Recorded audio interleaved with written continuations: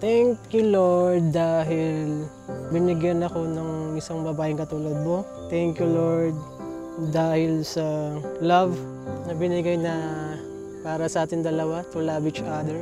In the amount of love that I can give to you is, I think I showed it by accepting who you are. I know that I was able to accept those weaknesses I saw in you by the help of the Lord. It's always been my prayer for the two of us, that our love for each other won't supersede our love for the Lord. Kasi iba kapag una mong minamahal sa buhay mo yung Panginoon, because it is an outflow love that I can give towards you, and I know ikaw din sa akin. Ang ganda ng grace kasi ni Lord eh.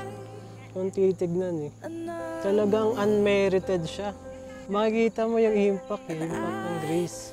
Kasi lahat ng bagay talagang si Lord yung magbibigay. Thank you, Lord, sa faithfulness, that we are faithful to one another also. I really praise God.